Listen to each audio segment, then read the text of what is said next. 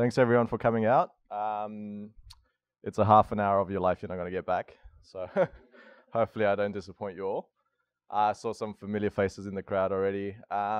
Look, I'll talk about commitment and how I started out in the industry. I guess I've kind of been drawing since I was a little kid, so it kind of feels natural that it was a progression to get into design as I got older after high school.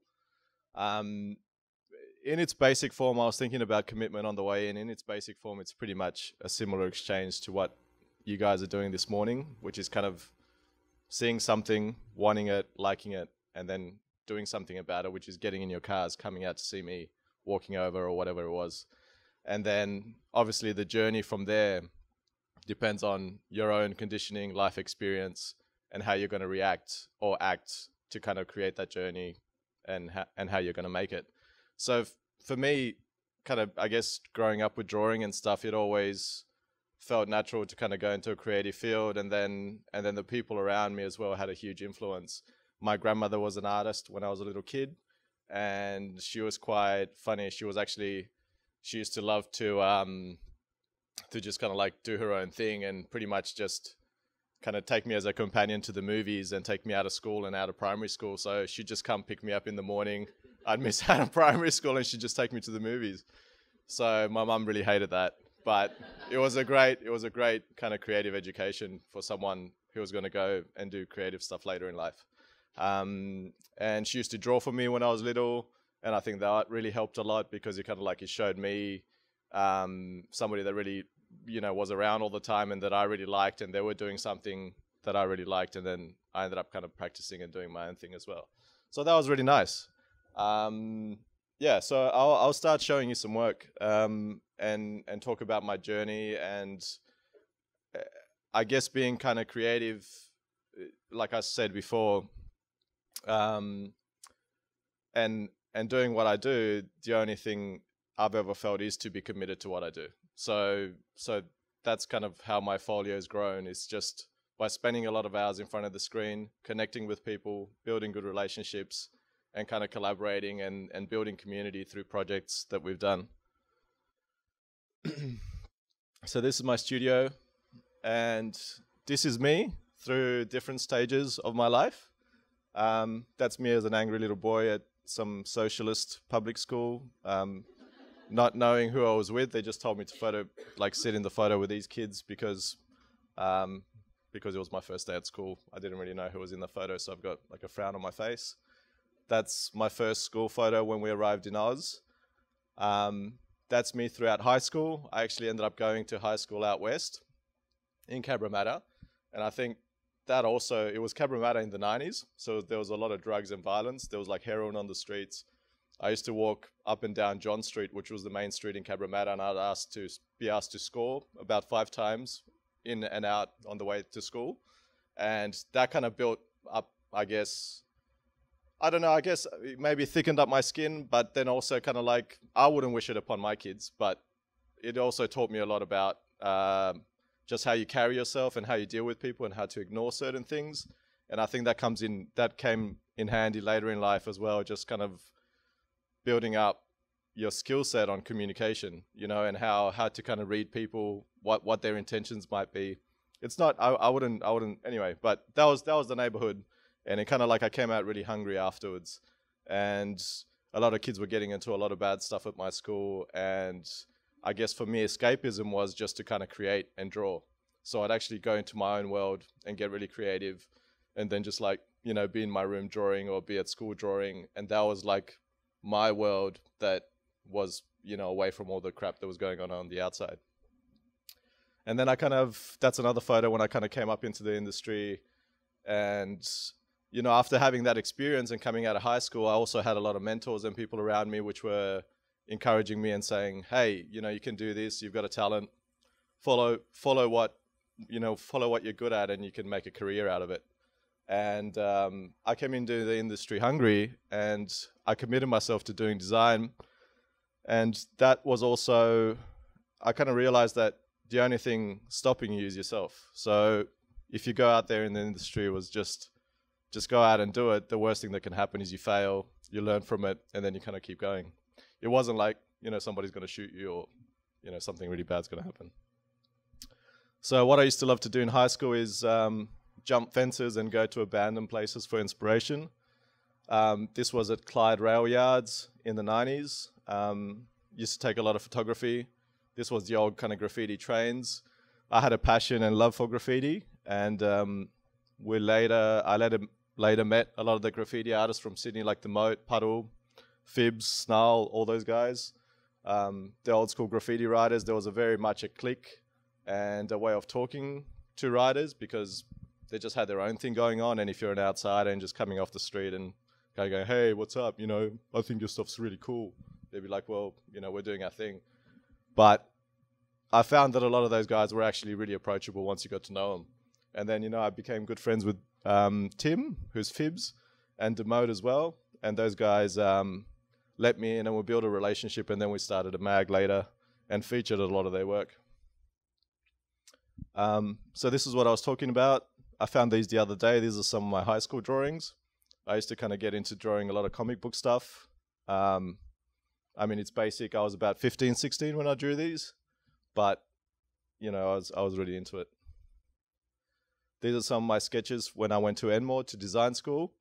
I think a lot of idea development and creative thought process, I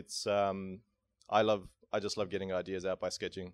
So this was like, we got given a brief at TAFE to just kind of come up with lamp ideas. So this is just ideas that I had. Yeah, so as I was saying before, the first thing, kind of growing up out west, I used to kind of catch the train a lot. So on the train lines, there was a lot of graffiti. And I was inspired by the graph, I was inspired by the colors and the letter forms and everything else. So when I came up into the industry and at Enmore, there was a guy called Pete who was in my design class. And Pete was into things like, he was into like DJ Shadow and Uncle and Moax, and he skated, and I thought he was really cool. And Pete hooked me up with some mixtapes, and he said, oh, hey, check this out. And it had music by Uncle. And then I was like, who's Uncle? So I went to the local record shop, bought an Uncle record, and it had artwork by Futura. And so I thought, shit, nobody's doing this out here. Nobody's doing like shows with graffiti writers from around the world or stuff like that. So I ended up going, well, this is an opportunity for me to kind of like do something about it. And I was already kind of like doing a whole bunch of like nightclub flyers and street art, and kind of doing stuff for street publications. So I was like, why don't we put our own little magazine together and get a lot of international guys to come out? So I got some money from a job that I did for Channel V. And then I pretty much backed myself with a good mate called Matty Burton, and he was already working in advertising for the Glue Society. So Matty kind of said, let's do this together. His dad gave us a bunch of money, and then I put some money in from one of my jobs, and we started a magazine called Refill. And it's funny, Futura's, if you went to Futura's site back in the day, it was devoid of information. It was like you'd click on stuff, and it would just kind of like go from one image to another. There was no email, there was no nothing. So I went and I searched his IP address, like who is? So I went full stalker. I said, like, I want to get this guy out here. I want to find out who he is. I want to get his phone number. And so I found his number. I rang him. I think it was like 2 a.m. in New York. Kind of rang. He was like, who's this? I was like, oh, I'm from Australia. I'm a really big fan. I want to get you out here. It's like, you're awesome. It's like, okay, ring me in a couple of hours. And so I rang him, and he was a really lovely guy. He was like, yeah, okay, cool. Look, I've never been to Australia. I think it'd be nice to come out there, do a show. And the show happened just on the corner here on at the intersection. That big old building there used to be a gallery, run like a commune kind of gallery, called Space 3. So we did our first exhibition there. And he was really awesome. And the fact that he kind of like made time to come out and do stuff really inspired me to want to do more. And so, yeah, that was a really great experience. We learned a lot. I mean, having somebody out, hosting them out here, looking after them, getting a hotel and doing all that was really great. So that was the opening night. That's like a whole bunch of old Sydney crew just coming out. And then once we were doing Refill in the early 2000s, we had our gallery on Regent Street here in Redfern. It was still quite run down back in the day. There was like, a lot of, we'd get like a lot of stuff happening on the street and people coming in, and it was kind of a little bit rough, but the rent was cheap and we could do shows and we could have lots of people and it was really fun. So we'd also go out on the street and put out posters when we were doing our mag. We put on a conference and we had guys like Mr. Cartoon come out.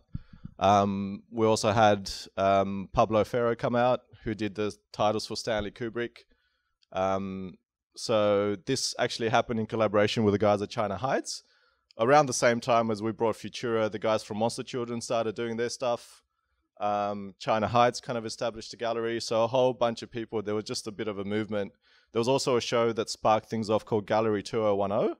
And they had Os Gemeos from Brazil come out and a whole bunch of writers and other guys. So it was really, really fun time. We were hungry and we were young and we just started. So this was at our conference. We had Neckface, Eric Elms, and a photographer from New York whose name's got mental block. There was Lee Quinones from Wild Style, and he came out for our conference, and that was at the MCA, and that's an old school Sydney graffiti writer called Blaze.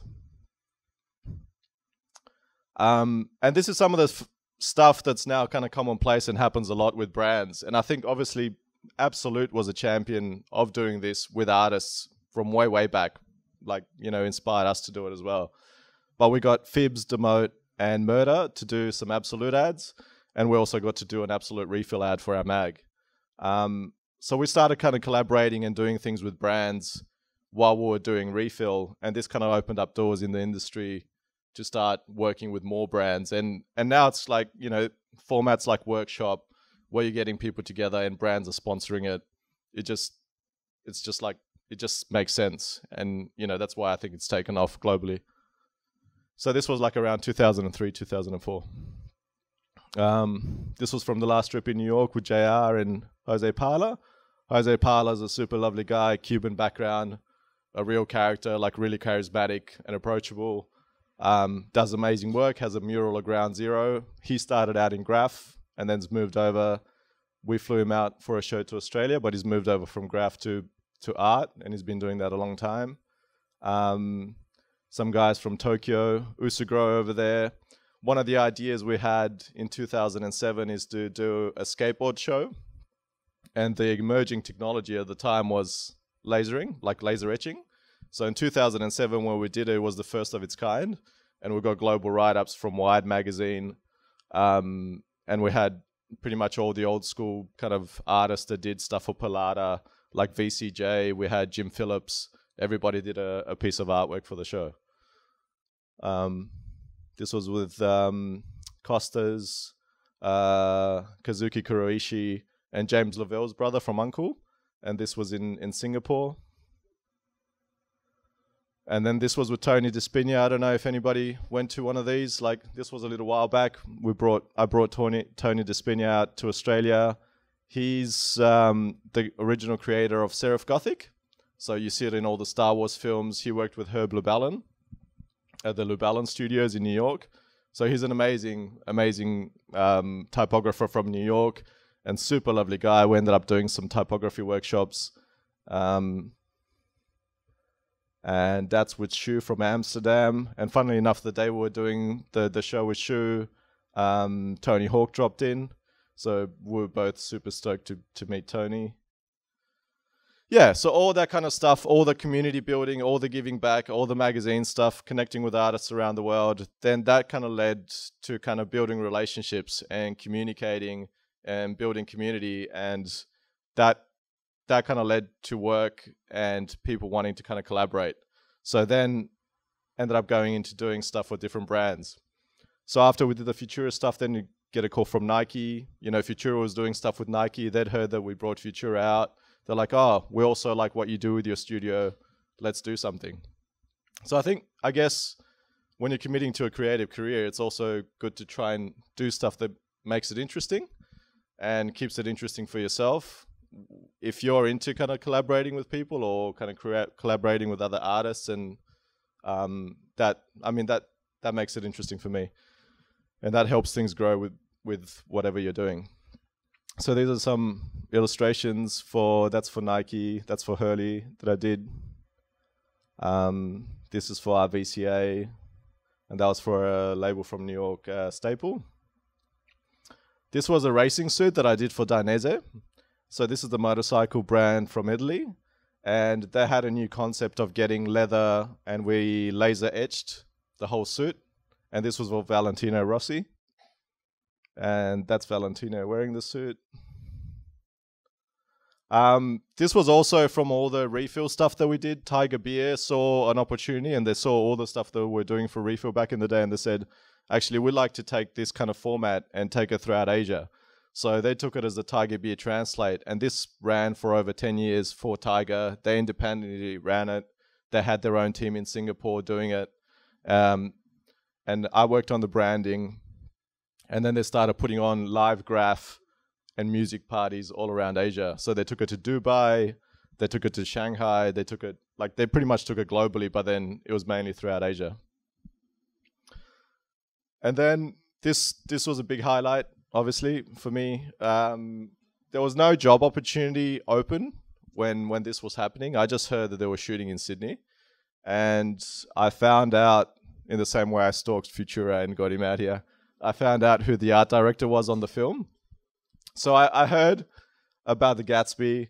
I really wanted to work on it. I had no anticipation that I would actually work on it or get an opportunity to do anything with them. But I pretty much put a poster pack together of some of my typography and lettering, and I said, hey, you know what's the worst that can happen? They'll never reply or whatever. So I put a poster pack together, and I sent it out to Ian Gracie.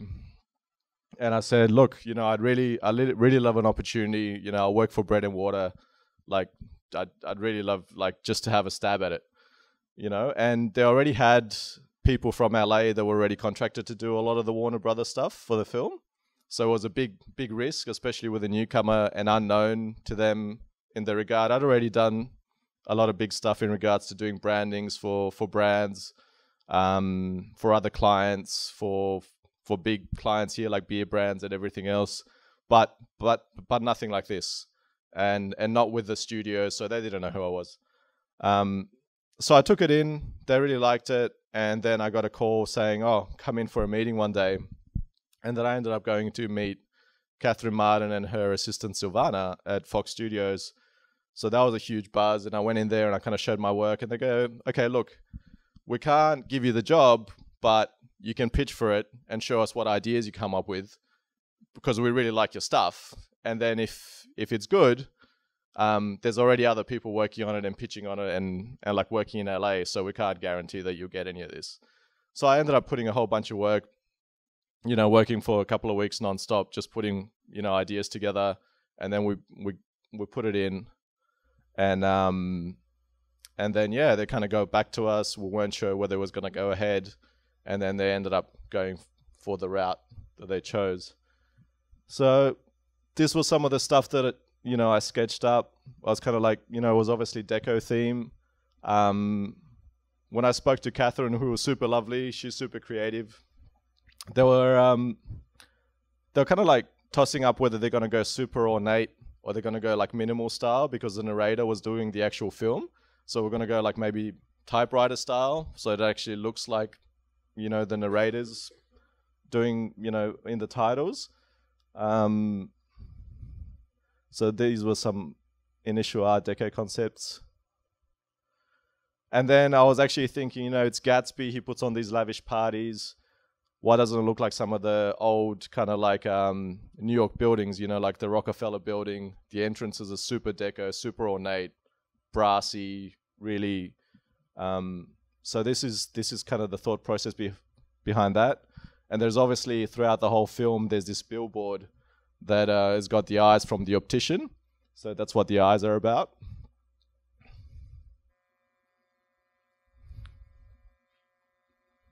And this is me like just working in cinema and just putting concepts together.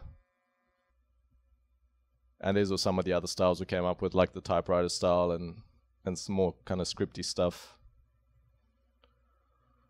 And this was a concept to kind of like get all the characters in the film to look like they're made out of the type. So it's like, it's all getting typed up, and then all the characters get revealed. And then this was the selected direction. So yeah, they got back to us and they said, look, we'd really like that. Then can you also modify and the typeface and give us something custom that we can use and type out all the titles in the film? And then Silvana took that over.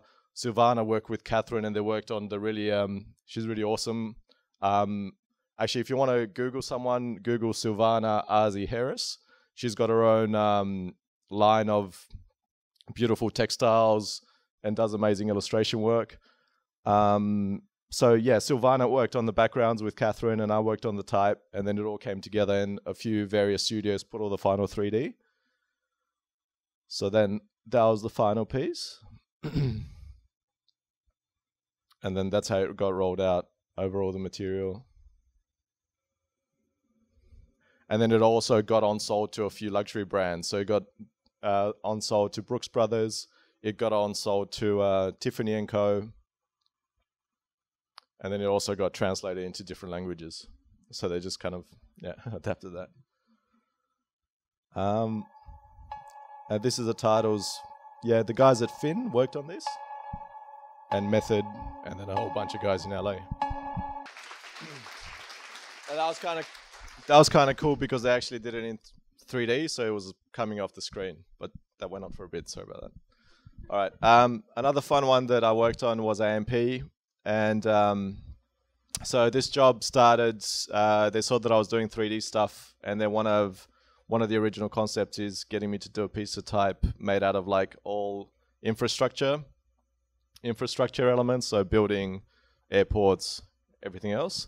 So I came up with this piece, and this led on to more work. I work a lot in Cinema 4D, and one of the original places that I worked on when I started out in the industry was a place called The Attic, and they were from the UK, and that was a really good place to kind of get my foundation in design.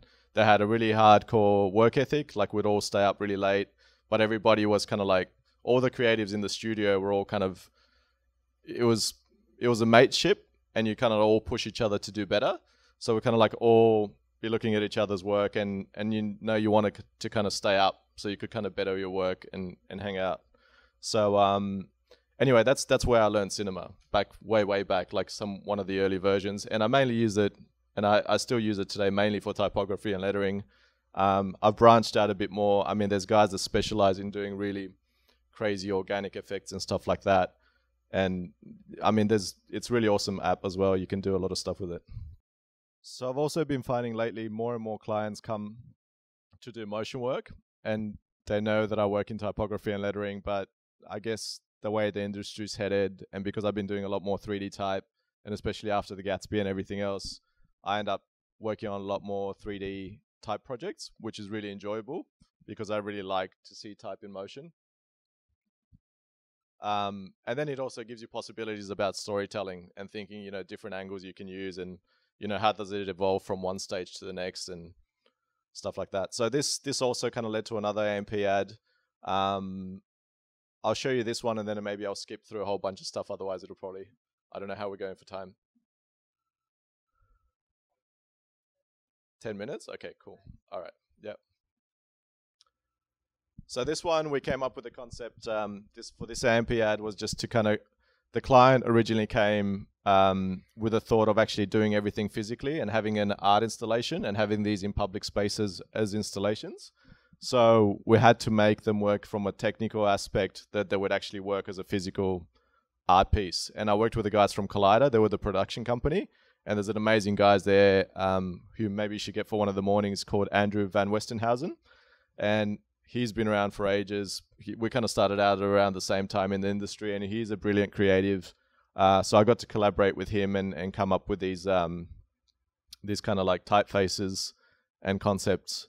So this all comes alive, and it all kind of like forms out mechanically and stuff like that. Yeah.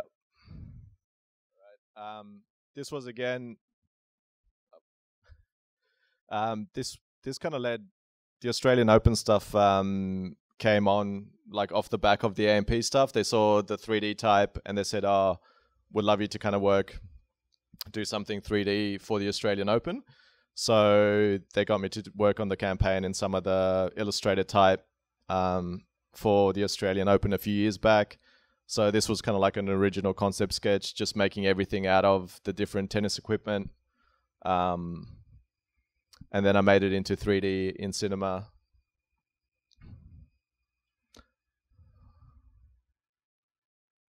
Okay. And then this one with the LED for the Australian Open, they installed LED screens. They never had LED screens for the advertisers around the stadium. And so they installed them 2 years ago, and they said, we need graphics for the LEDs in between the players playing, and we want some kind of like organic kind of graphics to be like going around the stadium. Before this, I ended up doing with a friend of mine, Art and About, and I came up with a concept to do, which I'll show you in a minute, these LED teepees, and the whole concept with that was this new fabric's come out in Asia, and it's actually been around for a couple of years now, but it's still in its infancy. It's LED fabric, so it's pretty much fabric material, but then you can actually run graphics through it.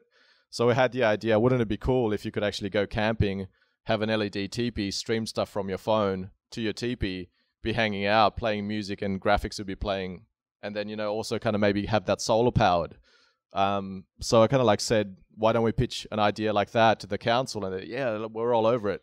But then we realized we couldn't do that because the actual LED fabric needs a lot of power and needs a really big power supply. And actually, when you open up the teepee, it's just full of cables and wires and all sorts of stuff. But we still did it. And that led to this project because they saw our curation and they saw the people we brought on board and they really liked the graphics. So, yeah, so they kind of like approached us and we ended up doing this. We showed them some boards of how it could be. And then we did some ambient graphics to go around the stadium. I've kind of chopped them up because it's a really wide format because it kind of wraps all the way around. So we had to work with these really crazy 4,000 pixels wide by 300 pixels tall, almost like web banners on roids, and then kind of like just putting graphics through them and stuff. So this was done with a guy from Melbourne called Ben Smith and another guy from the UK, and everyone got together and collaborated, and another guy was in Sydney with me, and they gave us a super crazy deadline. It was actually over Christmas and New Year's 2 years ago. So they said, oh, we need it by the 10th of January. I mean, maybe nobody else was crazy enough to work during that period. So it's like, we'll get you guys on board. But we saw as a great opportunity to actually do something fresh, and it was, you know, obviously it's a big platform, it's a big event, it's a big arena. So yeah, we kind of like got this out in about a month and a half.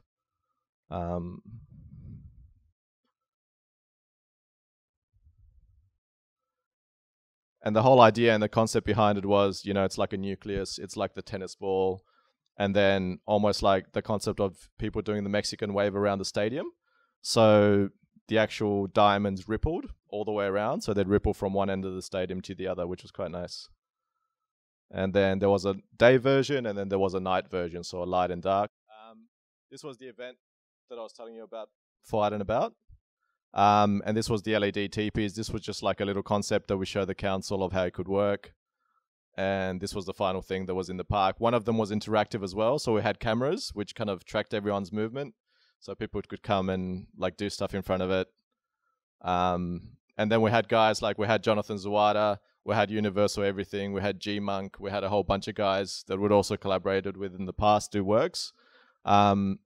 The density we would have kind of hoped it was higher, like with LED fabric, like how far the pixels are apart. And you'll notice there's actually a Vivid thing that's on now, and they've got this kind of 3D LED cube, but it feels like the pixels are too far apart, so you're actually not seeing the actual images that it's trying to form in there quite well. So it's really important you have high density. So anyway, you get the idea.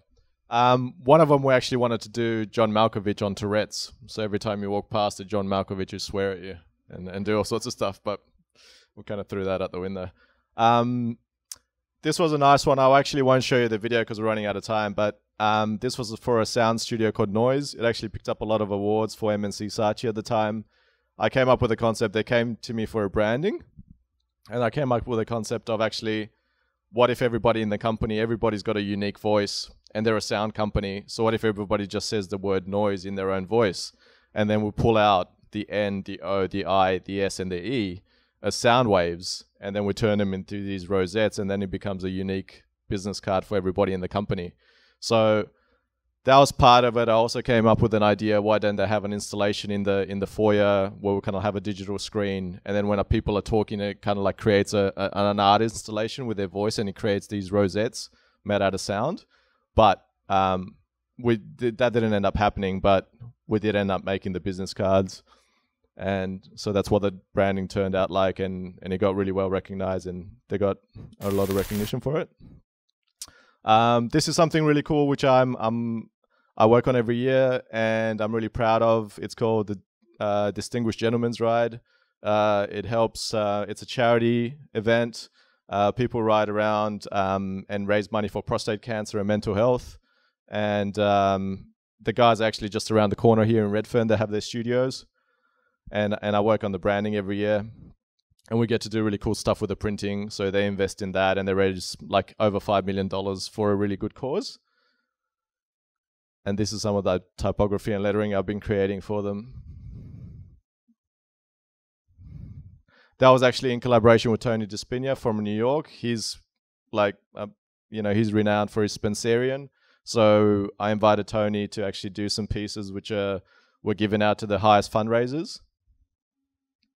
And this was some of the badges and designs we came up with, patches and stuff. And this was a concept for last year's ride, and some of the patches. And that was the final artwork on the right. And the logo.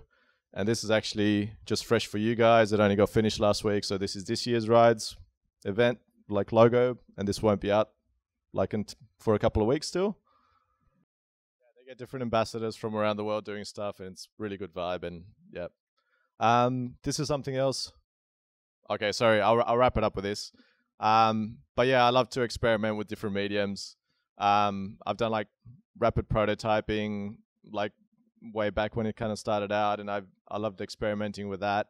So I think I guess to wrap up, commitment and what you do kind of creatively, or how I feel about it, is just keeping it interesting for yourself, and then collaborating with people. Even though I work with freelancers through my studio, I never feel like I'm working on my own, because I'm always working with different teams, and I'm working with different agencies and teams, and they've got producers and their creative teams. So it's always a collaboration. So yeah, thank you. Yeah, I think, yeah, definitely. There's a lot of guilt attached to not doing enough, or not kind of like being committed enough. Like when you say committed enough, I've also got two boys, two amazing kids. My oldest is 10, my youngest is 5. So I split up my time between being a dad and then doing my work and my career. So I think one of the biggest things actually, which I didn't touch upon, which I said, that's one of my biggest commitments, bringing life into the world. And then kind of like my responsibility is kind of helping them and nurturing their talents and what their aspirations and goals are in life. And just kind of teaching them to be loving people and go and do their thing. But yeah, it's definitely, we're creative people, so I think there's always going to be guilt attached to if you're feeling like you're not doing enough, or you want to kind of like do more. But I think just kind of like trying to find a balance and being okay with, there'll be periods where I might actually not do stuff, and then I'll go, I know when I got a spot, and then I'll go out and initiate something. I'll do a show, or I'll do a collaboration, or I'll put a new piece of experimental artwork out. So it's just doing that and timing it out. Yeah. No, it's kind of like, I don't know, it's kind of easy because it's the same thought process. It's kind of, I guess when I was doing 2D flat artwork, I was still kind of like drawing maybe 3D characters, but then I'm still doing a lot of sketching now. Like I still do a lot of hand stuff. Like I'll sketch out my logos and typography and lettering by hand before I do them digitally.